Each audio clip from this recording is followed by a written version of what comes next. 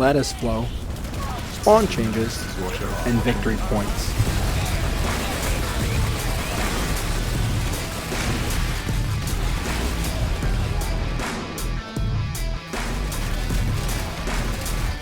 Going max. Right between the eyes.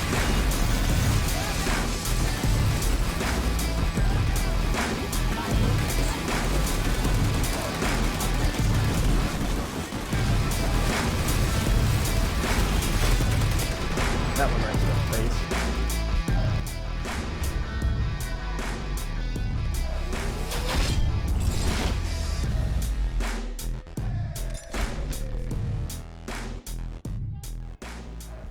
It's time to get your quick fix with the remix. I'm Remixthis, and I hope y'all are having a fantastic day.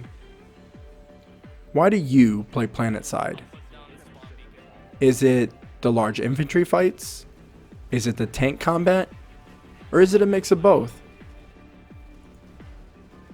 PlanetSide 2 has been around for about 6.5 years, and in that time we've seen many changes to map movement. The first was manual rotation of warp gates, which were changed to automatic later on. Then afterwards, a lattice system was added. We've also seen no deploy zones for Sundays, and then we've seen many other changes over the years to change up the flow of battle. We've been trying to find the best way to get people to where they need to in order to maintain territory. But with the last spawn overhaul, I started to get annoyed. It felt like the devs have simply been changing the spawns without actually thinking about what would happen to the flow of battle. It's kind of a, let's change it and see how it looks later on. But I want to challenge Rel and remind him, why do we fight? This was a video he made back in early 2016, about 4 months after the VP system was added. For anyone that's watching that doesn't know, the Victory Point system, or VP, would require you to generate points which would go towards locking down a continent. You could earn these points by capturing certain facilities, or enough territory, refine cordium, or win mini alerts. The VP system was praised because we were able to clearly see what our objective was. It gave us a reason to fight in that we could lock down continents. However, it didn't quite do enough, and one of the things he proposed was being able to see stats for individuals and outfits. You could see which player or outfit was able to capture the most territory. You could see who got the most kills, or who had the most supply ribbons, or whatever. I think having stats at the end of each continent lock alert would be awesome. It will give you a chance to brag to other outfits or team members in order to say, I captured the most bases, or I had the most revives, I had the most kills, I had the most tank kills, whatever it is. Just a way for us to strive towards something. Again, I do like the idea of having the little benefits that we have with the ISO 4, the certs, possibly some small items. But it doesn't feel like we have an actual reason to fight because the VP system has been removed. But I'm not going to look back at the VP system with rose-colored glasses. There were some major problems to it. Things that I think just needed some minor tweaks and we'd be alright. Two of the biggest problems were continents which rotated too quickly, and base building was practically mandatory. In order to generate victory points, you had to build a base and refine enough cordium in order to score victory points.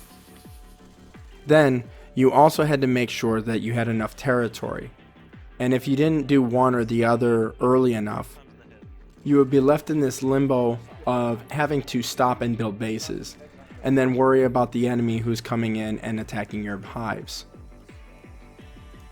Some of the positive things to come from the victory point system, however, were that we had good discounts.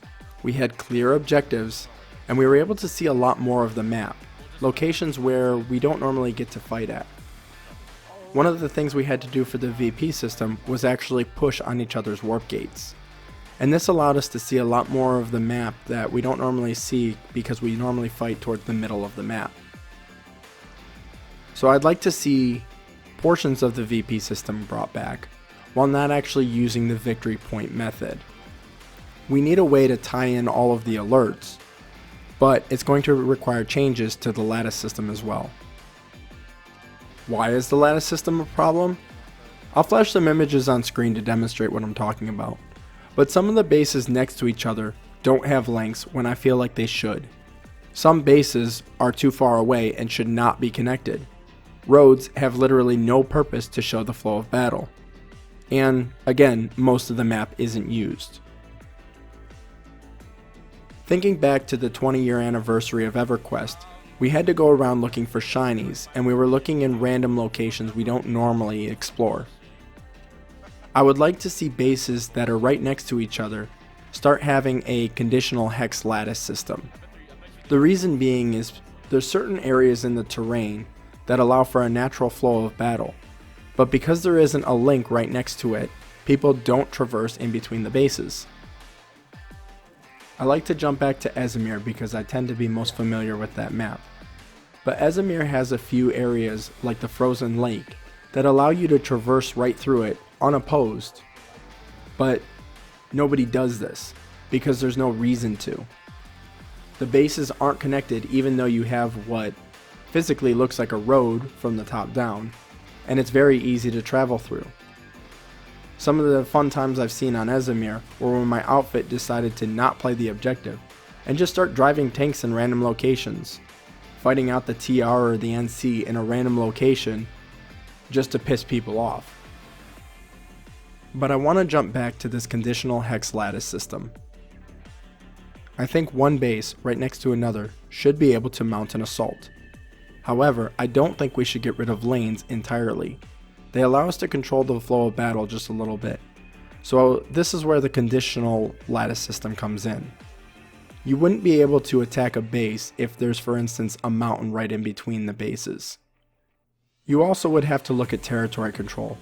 And while I admit this idea isn't quite as fleshed out as I'd like it to be, I'd like to see something to where if you have a majority of the continent, you might not be able to use a certain lattice.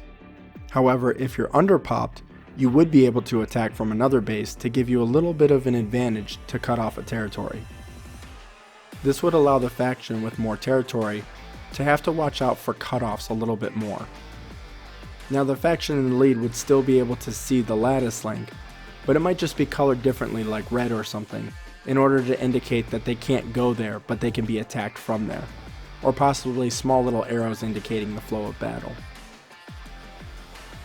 I'd also like to see a change in the way that vehicle points are captured. One of the most current changes that happened were the capture points being reduced to only 1 minute. This helped out a lot with the flow of battle. However, I'd like to see them only capturable by vehicles. This would prevent a random infantry who's sneaking in the corner to just run back on the point as soon as the vehicles capture it. But then you can take some of these vehicle points and put them inside of the open areas in between bases. This would allow an observant commander to be able to see an armor column moving towards their base for a cutoff. 1 minute isn't a whole lot of time, but it is enough time for the watchful commander to notice it and call out for reinforcements. Again, this can also play against them, because the non-watchful commanders would only have 1 minute to respond, and it might be too late. To demonstrate a little bit of what I'm talking about, I want to look at Howling Pass on Indar. You can move from Howling Pass up to Sunken Relay and over to Mao Watchtower in order for you to avoid having to go into the Mao Tech Plant and Mao Southeastern. This can allow you to cut off a decent amount of territory. And this flow of battle is really good. It encourages people to start building bases on that area because you only have a minute to flip. And then the last thing I would like to see for the vehicle capture points is a vehicle terminal on these locations. Not necessarily for all of them, but the bases that we currently have. Because of their location, they tend to be a bit farther away from a lot of the other bases, so it's quite a pain for you to have to run back and get another vehicle, when you could simply spawn an ant, get a little bit of cordium, build a base, and now you have a forward deployed base.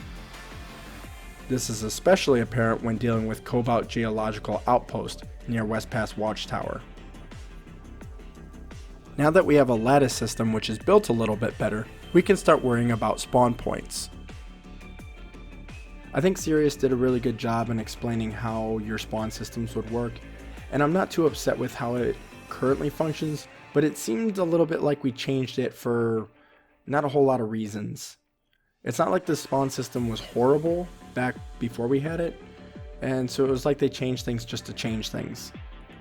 But here's where it becomes interesting, because now territory has a little bit more vulnerability, which means it's also more valuable, especially when you start incorporating it into a VP system.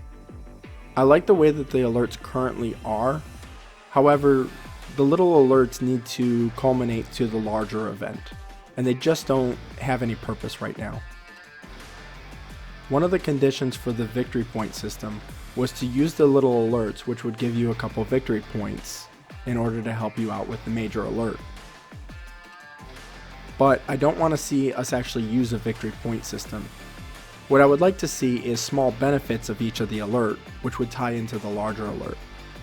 The benefits would not be realized until the actual territory control alert, however, and each alert would give you a slight buff to gameplay. Nothing too overpowered that would make the game unplayable, but still strong enough that it encourages people to play the alerts. So for instance, tech plants or aerial anomalies would give you 15% off of vehicles or aircraft respectively. Biolabs could give you extra medical kit or a revive grenade, and amp stations might allow orbital strikes to strike faster. Perhaps something along the lines of player-made bases build 10% faster. I don't know if Rel knows this, or he simply forgot, but the game shines best with combined arms. One of the things that kept me around for so long was the in-between fights, when the attackers were successfully repelled, and the defenders now became the attackers and started foot zerging right onto the next base. This portion feels amazing. This is exactly why I play PlanetSide. This is what's kept me around for 6 years, and this is what sets PlanetSide 2 apart. Alright everyone, that's about enough for today. So if you like what I'm doing, let me know down in the chat. I thank you all for watching, and as always, keep it real and keep it on Remix.